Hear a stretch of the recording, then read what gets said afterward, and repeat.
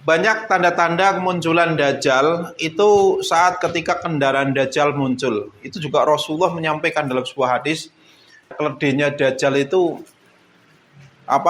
lebar telinganya 20 hasta, terus lingkar badannya itu juga 40 hasta atau sekitar 20 meter. Orang naikinya di dalam perutnya, bukan di punggungnya. Dan dia itu terbang di atas awan.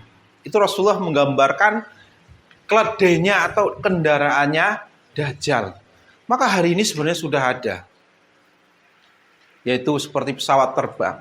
Jadi intinya ketika Dajjal muncul, kendaraan pada saat itu sudah pesawat terbang.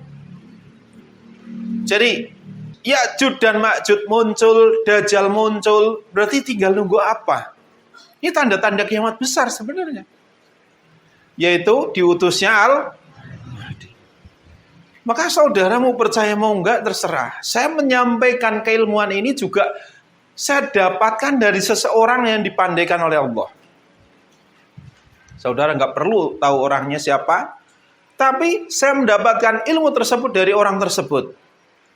Dia menjabarkan segala sesuatu, menjabarkan ayat-ayat Quran, menjabarkan hadis-hadis Rasulullah, menjabarkan segala sesuatu yang akan terjadi. Dan hari ini semua dijelaskan secara gamblang. Saya hanya menjelaskan dari apa yang saya dapatkan. Kalau walaupun saya meyakini sosok yang saya ikuti adalah sosok Al-Mahdi, belum tentu saudara meyakini orang tersebut juga Maka kembali lagi pada umat hari ini.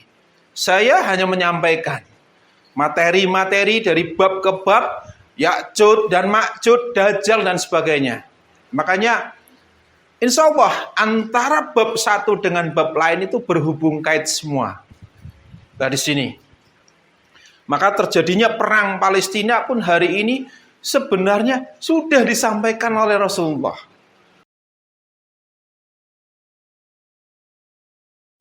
Kita akan bahas tentang kembali ke bahasan Dajjal. Memahami makna Dajjal. Lafaz ad-Dajjal diambil dari perkataan orang Arab yang maknanya adalah dicat atau ditir dan menutupi dengannya atau disamarkanlah. Makna asal dari ad-Dajjalu adalah pencampur adukan. Dikatakan maknanya adalah merancaukan atau mengaduk-aduk. Itu bahasanya. Maka Dajjal, makna Dajjal adalah orang yang merancaukan, mencampur adukan antara yang benar dan yang salah. Intinya dia seorang pendusta. Dia memberikan sesuatu yang luar biasa. Jadi kata tersebut termasuk bentuk mubalaghah, ya, melebihkan dengan wazan. Jadi maknanya adalah banyaknya kedustaan atau kebohongan, juga kerancuan darinya. Jadi Dajjal itu mengacu pada penipu. Makanya Al-Masih ad-Dajjal itu Al-Masih palsu. Makanya luar biasa. Fitnah Dajjal itu benar-benar merancaukan, mengaduk-aduk, mencampur adukan antara yang hak dan yang batil. Hingga manusia hari ini gak tahu mana yang benar, mana yang salah. Kata Dajjal merujuk beberapa makna, yaitu Dajjal kecil, fitnah Dajjal, dan Al-Masih Dajjal. Dajjal kecil. Dajjal kecil disampaikan oleh Rasulullah SAW.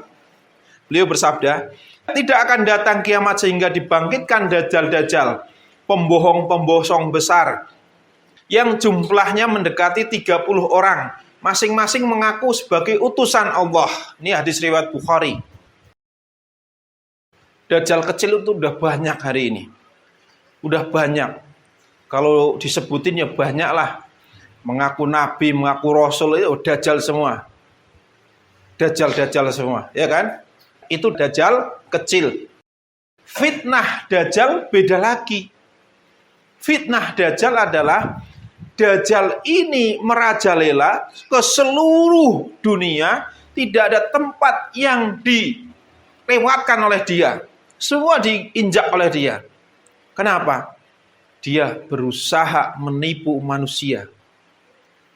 Makanya hari ini ketika manusia jauh dari pengajaran Allah, jauh dari pengajaran agama, itu akan cenderung jadi tukang tipu. Jadi tukang tipu. Karena apa? Ya karena yang hari ini yang membisiki, yang menyesatkan manusia itu antek-anteknya Dajjal semua. Setan-setan hari ini semua itu di bawah kendali si Dajjal. Yang akhirnya manusia yang jauh dari pengajaran agama cenderung menipu. Bahkan nggak tanggung-tanggung menipu atas nama agama. Menipu atas nama yatim piatu. Menipu atas nama negara. Menipu atas nama Allah dan sebagainya. Itu terjadi sudah.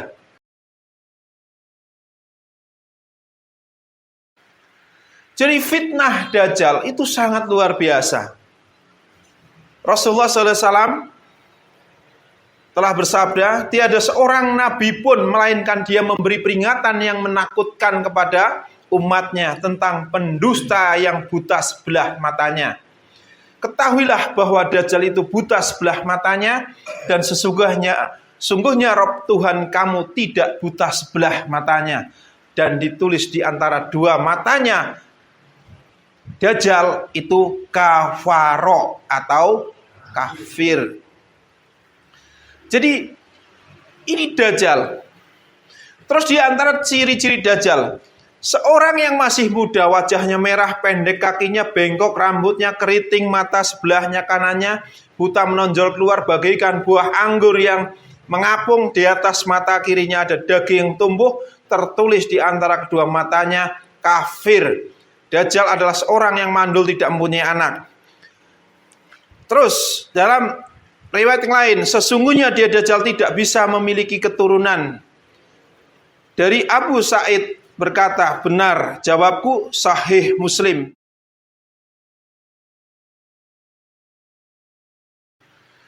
Rasulullah SAW bersabda, dan sesungguhnya di antara dua matanya tertulis kafaro. Kemudian beliau mengejanya kafaro. Setiap muslim dapat membacanya. Walaupun mereka tidak bisa membaca. Itu diterangkan dalam hadis lain. Setiap mukmin dapat membacanya, baik yang bisa menulis atau tidak.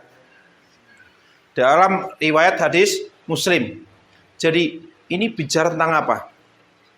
Dajjal itu membawa pemikiran, membawa pengetahuan yang cenderung menyelisih Quran dan Sunnah. Orang itu bisa membaca walaupun gak bisa baca tulis. Artinya ini bicara tentang pikirannya Dajjal, apa yang dikeluarkan oleh pemikirannya itu tentang kekafiran semua. Jadi karena apa? Yang gak bisa nulis, gak bisa baca, tetap bisa baca. Karena apa? Ketika Dajjal ngomong itu udah ketahuan kalimatnya. Itu kalimat kekafiran.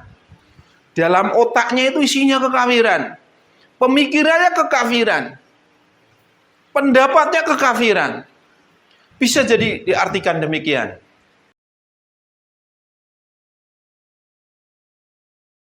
Rasulullah SAW bersabda, sungguhnya Allah Ta'ala tidak picek buta sebelah. Dan ketahuilah, sungguhnya Al-Masih Dajjal adalah buta sebelah kanannya. Matanya bagaikan anggur yang menonjol. Ini diterangkan banyak hal ya. Munculnya fitnah Dajjal adalah tanda kalau Dajjal telah terlepas. Maka tadi kita bahas jadi dua prakondisi, yaitu keluarnya Dajjal itu keluar setelah dia terlepas, dia membawa fitnah. Dan yang kedua, keluar secara fisik, yaitu setelah kaki tangannya ditaklukkan. Dalam sebuah hadis juga, Rasulullah SAW bersabda, tidak ada satu negeri pun kecuali akan didatangi, dikuasai Dajjal, kecuali Mekah dan Madinah. Tidak ada satu celah pun di negeri tersebut kecuali ada malaikat yang menjaganya. Kemudian Dajjal datang ke suatu daerah di luar Madinah yang tanahnya bergaram. Bergoyanglah Madinah 3 kali, Allah keluarkan dengan sebabnya semua orang kafir dan munafik dari Madinah. Hadis riwayat Muslim. Jadi hari ini apakah Dajjal sudah mengelilingi dunia? Tidak ada satu negeri pun kecuali akan didatangi oleh Dajjal. Sudah hari ini. Walaupun saudara tidak mengetahui, Dajjal sudah keliling seluruh dunia. Kecuali Mekah dan Madinah. Tetapi fitnahnya sudah sampai Mekah Madinah, walaupun secara fisik Dajjal nggak bisa masuk ke dalam 2 kota tersebut. Tapi secara fisik hari ini setiap wilayah didatangi. Makanya tadi saya katakan bahwasanya orang yang jauh dari pengajaran agama kenapa cenderung jadi tukang tipu? Itu artinya siapa di balik orang yang mendesas-desuskan, membisikkan pikiran jahat pada orang tersebut? Kalau bukan kaki tangannya Dajjal. Makanya hari inilah fitnah Dajjal itu muncul. Dajjal sudah keliling dunia, tapi manusia tidak menyadarinya. Maka hari ini terjadinya konflik di Palestina itu tanda-tanda kehancuran kota Madinah. Itu dalam sebuah hadis terangkan. Hancurnya kota Madinah, tanda-tanda dibukanya kota Konstantinopel. Dibukanya kota Konstantinopel, tanda-tanda keluarnya Dajjal. Itu diterangkan.